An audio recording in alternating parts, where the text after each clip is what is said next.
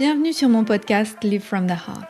Je m'appelle Anne-Claire Méret. Ça m'a pris des années de guérison, de thérapie et de coaching, mais j'ai finalement retrouvé le chemin de mon cœur, qui m'a mis sur la voie de la prospérité dans tous les domaines de ma vie. Aujourd'hui, je coach, j'enseigne, je crée des programmes, j'écris des livres, entre autres choses, et j'adore ça. Le monde se transforme à mesure que nous guérissons et que nous créons. Je sais que nous pouvons prospérer au niveau individuel aussi bien qu'au niveau collectif, si on retrouve le chemin du cœur. Nous sommes les initiateurs et initiatrices du nouveau monde. Alors on y va ? Si vous souhaitez créer depuis l'espace du cœur, vous êtes au bon endroit. Bonjour et bienvenue dans ce nouvel épisode en solo, où j'ai envie de vous parler de pourquoi j'ai commencé à aider les thérapeutes et pas un autre public. D'abord, c'est venu naturellement. C'est pas quelque chose que j'ai choisi avec ma tête, c'est quelque chose qui est arrivé avec mon cœur au fil des années, à mesure que je me suis installée, d'abord en tant que naturopathe, et puis praticienne EFT, et puis petit à petit, je me suis dit, mais la communauté des thérapeutes a aussi besoin d'aide. Et très besoin d'aide, en fait, même à ce moment-là, je trouvais. Naturellement, on se rend compte que quand on avance sur le chemin de s'installer en tant qu'accompagnant, souvent, on a comme client une ancienne version de nous. Pas toujours, mais souvent. Souvent, on aide les personnes qui sont aujourd'hui dans des situations dans lesquelles on a été et pour lesquelles on a trouvé des solutions, pour lesquelles ça va mieux pour nous.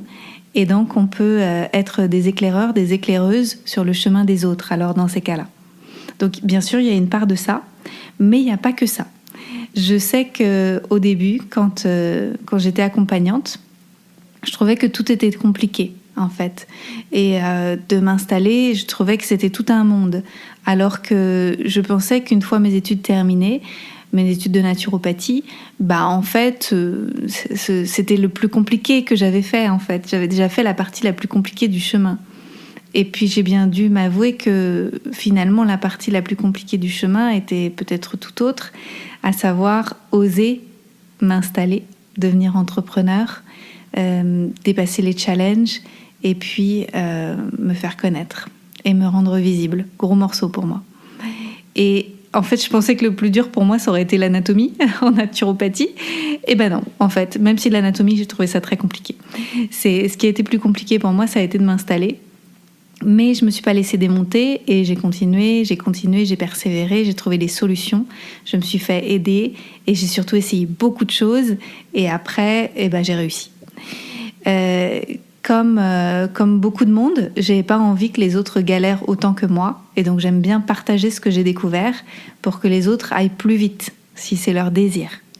Même si je comprends que chacun et chacune doit faire son chemin personnel et faire ses propres erreurs pour pouvoir trouver sa propre route.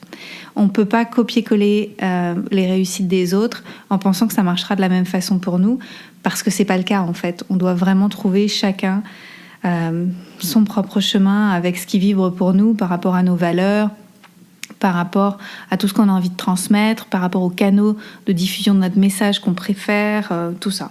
Voilà.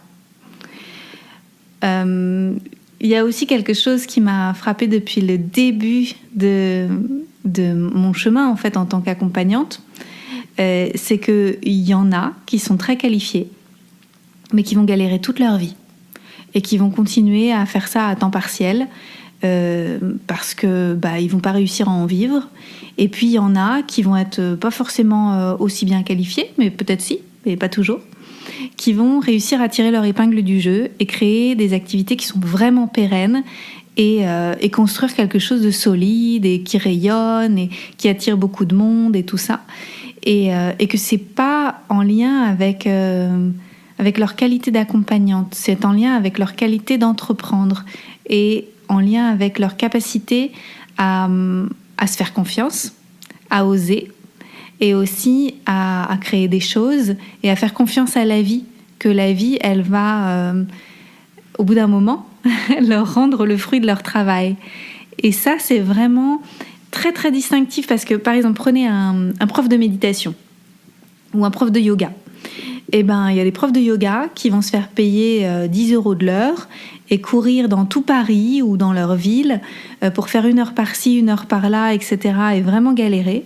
Et puis, il y a des profs de yoga qui vont très très bien vivre, qui vont être dans des clubs, des beaux clubs, qui vont bien les rémunérer. Et puis, il y en a qui vont très bien réussir aussi à se créer une visibilité en ligne, à faire des cours en ligne, à faire connaître leur travail. Et pour autant, les deux peuvent avoir le même background en termes de formation. C'est vraiment une question d'oser et puis d'apprendre les trucs qui marchent, en fait. C'est surtout ça aussi. C'est très beau de voir qu'aujourd'hui, tout est possible. Ça n'a pas toujours été le cas. Aujourd'hui, grâce à Internet notamment, on peut apprendre plein de choses. Et puis, on peut aussi apprendre des choses dans des livres, des gens qui ont partagé leur parcours, qui ont expliqué comment eux, ils ont fait. Et c'est hyper motivant, en fait, pour les personnes qui désirent le faire et qui désirent avancer. Moi, je me souviens qu'au début, je voyais un peu les choses en noir et blanc. Et je me disais que j'avais pas le choix. En fait, il y avait le cabinet ou le cabinet. Non, c'est pas vrai. Il y avait aussi écrire des livres. Le cabinet ou écrire des livres. Et je voyais pas très bien ce qu'il y avait d'autre, en fait, à créer. Je pense que j'étais en déficit de créativité ou que je pensais que je serais pas capable. Ou aussi, si, je vois bien une autre pensée que j'avais. Je trouvais que c'était pas forcément noble de faire des programmes en ligne ou des choses comme ça. Parce que mon école m'avait appris une certaine forme de sobriété vis-à-vis de la naturopathie que j'avais pas envie de dénaturer, en tout cas pas trop tôt ou pas au début. Et donc je pense que ça c'était une des raisons pour lesquelles vous voyez un peu les possibilités en noir et blanc, alors qu'en fait elles sont infinies, les possibilités. Il y a tout ce qu'on peut faire, on peut enseigner, on peut créer des e-books, des programmes en ligne, on peut faire des formations, on peut faire des accompagnements individuels, des accompagnements en groupe. On peut travailler dans les écoles, on peut travailler chez soi, dehors, avec une équipe ou en solo. Les potentialités sont vraiment infinies. Il y a une liberté de créer dans nos métiers qui est extraordinaire. Et ça m'enthousiasme beaucoup et j'ai envie d'en faire partie. Ça pourrait être dans un autre secteur d'activité, mais il se trouve que c'est dans celui du soin. Pour plein de raisons. Je pense que moi, j'ai d'abord été en souffrance pendant longtemps dans ma vie, avec la naturopathie, avec les insomnies, avec l'anxiété, avec une certaine forme de détresse que j'ai ressentie pendant longtemps, à pas trouver de solution. Et j'aurais aimé que des thérapeutes portent leur voix plus fort, plus loin, pour que je puisse les entendre.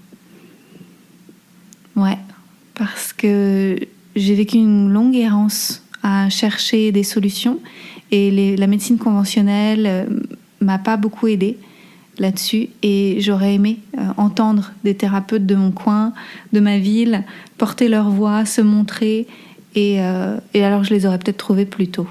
Mais bon, c'était ma route. Je trouve aussi que les personnes qui accompagnent les autres sont des personnes courageuses parce que je sais ce que ça demande à l'intérieur en termes de questionnement personnel pour se demander si c'est le bon moment, si on va être capable, si on est assez guéri pour aider les autres, etc. Et je sais que quand on décide de le faire, c'est vraiment quelque chose qui vient du cœur, qui vient des tripes. C'est pas une question de business. Parce que si on veut faire du business, on va dans d'autres secteurs d'activité en général au début. Et le business devient florissant que plus tard. Donc c'est que, je dirais 99% du temps, c'est vraiment un choix du cœur. Donc ça, pour moi, c'est très important. Et puis aussi, c'est souvent des personnes qui ont fait un chemin de guérison personnelle. Et donc qui sont allées observer ce qui était disharmonieux en elles pour avancer sur un chemin... de plus de cohérence, de plus d'harmonie personnelle, qui se sont arrêtés de courir pour pouvoir se poser des questions. Pourquoi je me sens pas bien ? Qu'est-ce qui se passe avec moi ? Comment je peux être mieux ? Comment je peux être mieux pour moi, mais aussi pour mon environnement ? Et donc, c'est des personnes qui se posent des questions et je trouve des bonnes questions. Donc, c'est pour ça que je les aime beaucoup, que je vous aime beaucoup. Vous qui écoutez, vous êtes certainement dans cette communauté de cœur où soit vous êtes déjà reconverti, soit vous avez prévu de le faire, mais ça me parle beaucoup. Souvent, mais pas toujours, c'est aussi des personnes qui sont courageuses, parfois des moutons noirs, qui ont pris la tangente dans un monde conventionnel, dans un univers conventionnel, pour aller vers des choses plus alternatives. Et donc pour moi, ça fait preuve aussi d'une certaine forme de liberté de penser, de liberté d'être, des personnes qui choisissent ce qui vibre juste pour elles, et pas forcément ce qui vibre juste pour les autres, qui parfois ont suivi des chemins qui sont vraiment normés, et où il n'y a plus vraiment d'altérité et aussi d'infinité de possibles, en fait, où les possibles ont été extrêmement réduits. Alors qu'on s'en rend compte quand on est dans nos milieux de coaching, d'accompagnement émotionnel, d'énergétique, de thérapie, de naturopathie, médecine naturelle. Il y a une infinité de protocoles, en fait. On ne peut pas copier-coller la même chose pour tout le monde. Et on est vraiment dans des choses des approches qui sont vraiment personnalisées. Et en fait, c'est vers ça qu'on s'en va dans le monde, je pense, à se rendre compte qu'on peut avoir des infinités de possibilités de guérir, mais aussi des infinités de possibilités de créer sa vie et de vivre comme on l'entend, et aussi des infinités de possibilités d'aimer et d'élever ses enfants et de tout ça. Et j'espère que ce qui se passe en ce moment dans le monde, avec ce qui s'effondre, ça va nous montrer qu'on doit retrouver cette pluralité d'avis, cette pluralité de protocoles, de possibles. Et je pense qu'en tant qu'accompagnant, on le sait ça, on le sent, parce que quand on a été formé, on l'a appris, et puis quand on a pratiqué, on l'a appris aussi, qu'on ne peut pas copier-coller les choses sur ce qu'on a fait sur l'une, on ne peut pas le faire sur l'un, parce que ça ne marche pas comme ça. Voilà ce que j'avais envie de partager. Peut-être aussi que je sens le feu monter en moi quand je me connecte à ça, à vous, à moi, à nous, dans le fait de récupérer notre puissance personnelle et de sortir du bois et de briller et de parler des thèmes qui nous tiennent à cœur, pour plein de raisons. Pour celles que je viens d'évoquer, dans le fait que on a besoin de voix multiples, mais aussi pour le fait que on a de la puissance en nous qu'on récupère quand on avance sur un chemin de guérison. Cette puissance, je trouve qu'elle est démultipliée quand on se met au service des autres et qu'on les aide aussi à récupérer leur puissance. Et ça me fait du bien, parce que je sens que dans le grand ordre des choses, dans le monde, au niveau de toute l'humanité, les pouvoirs ont été mal distribués pendant un certain temps. Et le fait que nous reprenions un à un, une à une, notre puissance, ça permet de rééquilibrer tout ça. Et ça me fait du bien de savoir que vous existez et que vous occupez votre place, parce que je sens que la puissance, elle est rééquilibrée, en fait, du côté des humains, du côté des personnes qui ont du cœur. Et voilà, donc je voudrais vous remercier d'être là, d'avoir fait les choix que vous avez faits, de continuer à les faire, d'occuper votre place, de sortir du bois, de communiquer qui vous êtes, d'évangéliser, de parler de ce que vous faites, de ce que vous avez appris, de comment vous avez guéri vous, des protocoles que vous pratiquez, de tout ce qui vous intéresse, de tout ce qui vous passionne. Je vous remercie de le faire, parce que ça me donne envie de faire partie de ce monde-là. Ouais, c'est pour ça que je me lève tous les matins à vos côtés. Donc un grand merci. Je vous aime très fort, et je vous dis je vous souhaite d'occuper votre place et de porter vos messages et d'utiliser votre puissance. Voilà, merci de le faire. Merci pour votre présence. Si vous avez aimé cet épisode, je vous invite à le partager avec vos amis et à suivre le podcast pour être au courant des prochains épisodes. Et suivez-moi sur mon site internet anneclairemeret.com et sur mes réseaux sociaux pour être au courant de mes prochains programmes et formations. À bientôt!